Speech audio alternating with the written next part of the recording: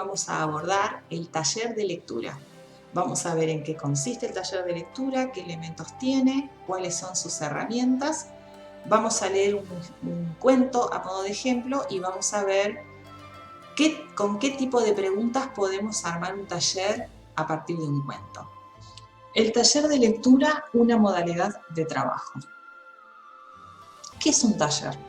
La palabra taller viene del francés atelier, que es el espacio empleado por los artistas para realizar su actividad creadora. Es el lugar donde se construye, por ejemplo, un taller de costura, un taller de arte, o donde se repara algo, una máquina de coser, un vehículo, un electrodoméstico, etc. ¿Qué construimos en un taller de lectura? Interpretaciones, posibles lecturas, hipótesis, nuevos conocimientos. ¿Qué reparamos en un taller de lectura? Nuestra relación con la lengua escrita, con la literatura, con la palabra en general. Entonces, un taller de lectura apunta a la construcción de sentidos sobre lo leído, a la lectura compartida, a formar con ese grupo con el que compartimos la lectura una comunidad de hermenéutica. Esto es, un grupo de personas que leen juntas, que construyen una historia lectora compartida y que interpretan textos dialogando e intercambiando con otros y otras. El taller de lectura no es lo mismo que una clase de literatura. En una clase hay un docente que lleva adelante una propuesta que puede ser más o menos participativa. En cambio, en un taller se establece un espacio horizontal, aunque es importante destacar la tarea del coordinador o coordinadora para favorecer el trabajo. Quien coordina el taller, ya sea que se trate de un taller escolar o extraescolar, genera un espacio de trabajo en el que circulan los diferentes sentidos que van a ser negociados. Es tarea del docente cuidar los límites de la interpretación. Hay varias lecturas posibles, pero no toda lectura es posible. Es por eso que siempre que se hace algún tipo de interpretación, hay que preguntar cuáles son las pistas del texto que nos habilitan a esa interpretación, para que esa interpretación tenga un fundamento. Tenemos que estar atentos y atentas como docentes a no tratar de enseñar nuestra interpretación, a no influenciar al tallerista a que llegue a la conclusión que nosotros hemos arribado. Es decir, no se trata de enseñar la interpretación correcta, se trata de encontrar siempre algo nuevo en la comprensión de la obra literaria.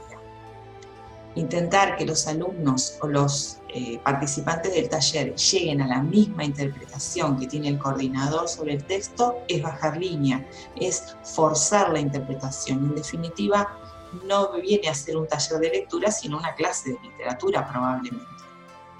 Quien coordina también se enriquece con las nuevas lecturas y debe ser capaz de generar actitudes de respeto, de debate y de modificación de esas posturas iniciales rígidas que suelen tener algunos lectores y lectoras.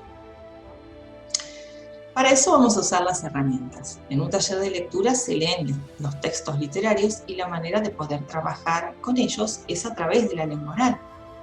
La herramienta privilegiada entonces en el taller va a ser la pregunta, ¿sí?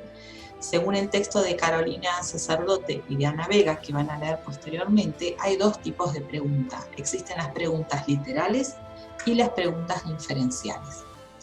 Las preguntas literales, ¿sí? Son aquellas en las cuales la pregunta y la respuesta utilizan expresiones que se hallan en el texto. Para poder responderlas hay que recurrir a la memoria, tengo que recordar lo que he leído y por eso el énfasis está puesto en la comprensión. Por ejemplo, ¿cuándo comenzaron los achiques de Doña Clementina? ¿Por qué a Doña Clementina le daba tanta vergüenza esa horrible enfermedad?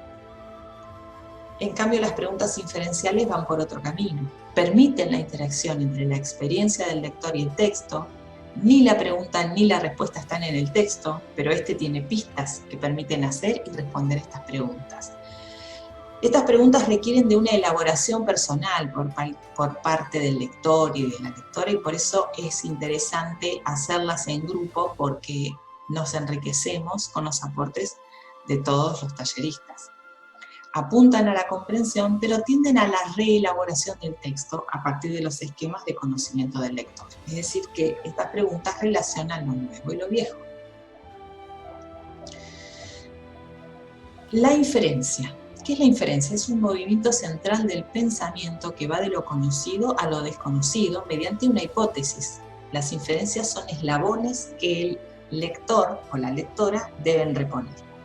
Permiten la elaboración de conclusiones y tienen dos fases. La primera es la de las hipótesis o predicciones, para las cuales utilizamos la imaginación y la intuición. Estamos atentas a la lectura y vamos generando hipótesis acerca de lo que va a suceder.